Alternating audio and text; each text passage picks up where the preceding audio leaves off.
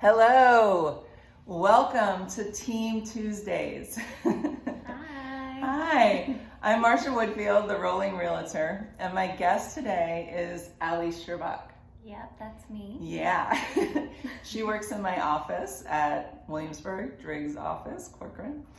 And you've been in the real estate business for how long? Creeping up on 3 years. Okay. So not quite there yet, but in May will be 3 years. Nice, yeah. And I know when I started at the office, I've learned a lot from you. Even you've been in a little longer than I have, but I know even just from the first, time that I met you and stuff like that, I've learned a lot just from being around you. Oh my gosh. So I'm hoping to share some of what you know with people today. All right, I'm excited. Me too. Just to give you context a little bit, everyone, we are in a 2-bedroom apartment at 21 India, the Greenpoint, and we're sitting on the water. I'm not going to show you because I have this all. View. We have an amazing view. There's a nice little balcony. Maybe I'll take some pictures later to add to the story, but just wanted to let you know. So that's where we are, on this nice little couch in a model unit at 21 India. So highlighting that a little bit for you. So you've been in real estate for 3 years, and you have, well, let's talk about where you were before that. How did you get started in real estate, and what did you do before real estate? So probably my longest thing was 7.5 years at a fashion shopping magazine. And while I was there, I got kind of into Feng Shui, just read a book, started doing stuff, loved it, and decided to get certified. So while I was getting certified, I left my job at the magazine and just took a few different temp jobs. So I did that for a few years. So I got my certification. I started doing consultations for people. And then while I was doing that, I was going into people's homes, and when someone has a Feng Shui consultant coming, they usually have a problem that they don't like about their home, something they want fixed, they want the energy switched up. So I was just coming into people's homes when they were unhappy. So I thought if I could help them find the right place right from the start, that would be a really fun thing to do. Yeah. And that's when I thought of real estate. Wow, that is so cool, actually. I really love that, how you came to that. Yeah. It's really awesome. So that's what you like to do, is sort of find the right place from the get-go. Yep, or help someone figure out how to attract the right person into their place, good energy, kind of. Yeah. Oh, right. So that's the other side of things. So one of the things you've done a lot in this business is work with landlords. Yep. Yeah. And tell us a little bit about that. What does that entail? It's great. So you have to be a good listener, basically. It's very emotional when it's a landlord with a smaller building. Maybe they live in the building as well. And they just have a certain price in mind that they want. They have, they want someone who's going to take care of their property and love it the way that they do, which can be a very emotional thing. So it's really important to get the right marketing out there, to be really friendly, to just attract good vibes into the apartment. Great. Yeah, so it's emotional on both sides, right? Yeah, it's emotional for the person picking their apartment, and then it's emotional for the person who's renting it out. Even if it's a bigger, developer or someone who has a middle-sized building, it's still emotional for them too, because they feel like this is the price I want for my property, and I deserve to get it, which doesn't always happen. Right. But we try. We do our best. Yeah. So what are some of the things that, for you, what you try to find to help somebody, going in to work with landlords? How does that work for you? I try to appreciate all the wonderful things about their space and figure out what all the highlights of something are, and if there are any negatives, either tweaks that they could do themselves to get someone in, or ways that I could paint a picture for the next tenant to be like, hey, just like put a beautiful plant here in front of this brick wall, and that's going to make it something pretty instead of something ugly that you're staring at. So you can kind of help paint that picture too while you're showing the apartment. Mm-hmm. Well, yeah. So really thinking of all the positives and keeping things positive. Yeah, I think you have to like the spaces you're showing. You have to find something to like anchor yourself to that really makes you enjoy the space, because if you don't like it, people will feel that and they're not going to want to live there. Yeah, I think that's so important. I think something that not everyone thinks about, and so true. Yeah, it's really good. I like that. So what do you think, now you said you did Feng Shui. Are there other things that you did before real estate coming in that maybe you use in real estate or? Yeah, well, when I was working at the magazine, I was actually doing sweepstakes and discounts for the magazine, which you cannot believe how emotional people will get over a lip gloss. So that prepared me for people's emotions, but also, you know, I had to reach out to people I didn't know all the time, asking them to give me like $20,000 worth of product to give away. Oh, wow. And had to sell them on all the reasons why that would be a great thing to do. So I think that is helpful in this business too. Just like reaching out to people you don't know and convincing them that you're the best person to work with, and here's how you can help them, you know, market their product. Yeah, I could see that as a big learning, you know, thing for you. Yeah, and doing that. Also just like visual stuff, like how to put things together. Also, the magazine I was working for, they were really big on talking to people like you're their best friend. And I think that's helped me with like the way I email people, the way I write advertisements for properties, just talking to someone like a regular friend. Yeah. And that comes across and makes people feel more comfortable. It really does. Like they're not talking to a robot. Yeah.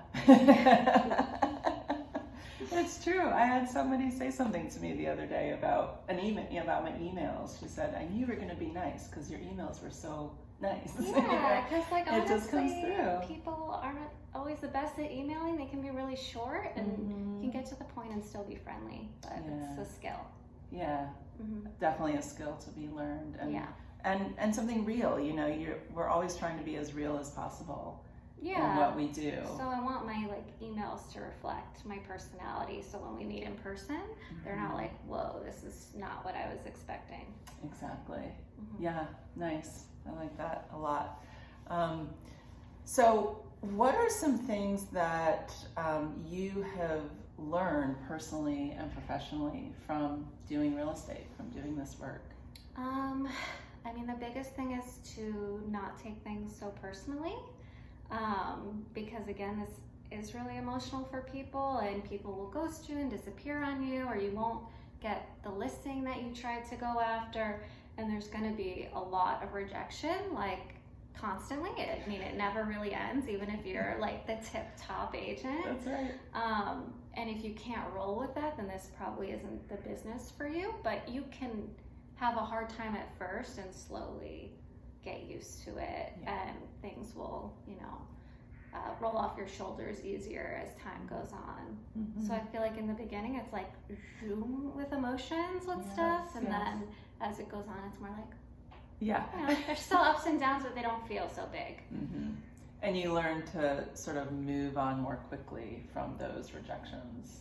Yeah, and I think it's really helpful talking to people, or having like a coworker you can confide in, or a great manager you can talk to who can make you realize these losses are not a big deal, and you can learn stuff from why you didn't get something to make you better for the next time. So something not working out is just really something to learn from and grow from. Right, yeah, exactly. I mean, I think one of the things you learn in this business, everyone says it, right? You have to make mistakes to grow. And it is so true in this business. Yeah, and I think you just don't know where a perceived failure could take you. Like something that didn't work out like years ago, that person might reach back out to you again, or think of you for something else, or you know, you worked with an agent, now they want your help on something, even though you didn't rent their property. So there's a million things that could come from something that, didn't work out in the beginning. Right. And I think that's so important too. Like, it's the relationships that you build, right? I mean, I've had that happen too, where I spent time with people, I didn't rent them anything, and then they refer me because they had a good experience. Yeah. Even though they didn't rent something. So I think, that's something else that I learned, was just to be kind, even when things don't work out, because one, that's just a nice way to be, but also like, don't take away future opportunity from yourself because you got angry and upset about something. Right. Yeah. You should just be happy that someone found their place that they love, even if it wasn't with you. Yeah, absolutely. And like you said, it could totally come back to you in the end. Yeah. Yeah. Or in the beginning of the next thing. Exactly. I love that. So you've worked with landlords a lot of them. Yep. So maybe, do you have one particular story that you might want to share about that? Maybe good story or bad story? Well, let's do both sides. Okay. Bad story was just probably the first landlord I ever worked with, where they didn't give an exclusive. It was open, any agent could show up, but still, like, they said I could market their property, so I was really excited. So it was my first thing. So I had like a showing at the apartment with a client, and I got there and the landlord was there signing leases with somebody. Just like, what is happening? So obviously that appointment did not go well, but when I asked the landlord, like, hey, why couldn't you let me know, like, you found someone? He was just like, well, I don't need to let you know anything. I was like, okay. And then I got kind of flustered, and I had the keys with me, and I threw the keys at him because I didn't know what else to do. I mean, not really thrilled, but you know what I mean. But yeah, I was flustered, and I could have handled that better. I never behaved like that again. And yeah, he didn't have to tell me. He could have, but he didn't. And that's just what happens sometimes. And you learned a little something there. Yeah, but on the positive side, so many landlords are so grateful for finding them a tenant, finding them someone quickly, hanging in there with them. They'll give me a hug at the lease signing. That's they're amazing. really, really happy. And that feels good. Yeah. That feels good. Yeah, and like you said, you do something once, and then you probably aren't going to do it again. Right. It's so, just, yeah, you can exactly only learn, okay, that's not the appropriate way to respond when you handle it poorly the first time. And that happens with tons of stuff. You're like, oops. Yeah. And there was also another agent there with me, so we could talk about it afterwards and be like, maybe next time we could do this. So that's helpful. I like collaborating with people. Right. Because 2 sets of eyes, 2 sets of ears, and then you can kind of calmly dissect things that happen and hopefully work better in the future. Yeah, as well as just different personalities, right?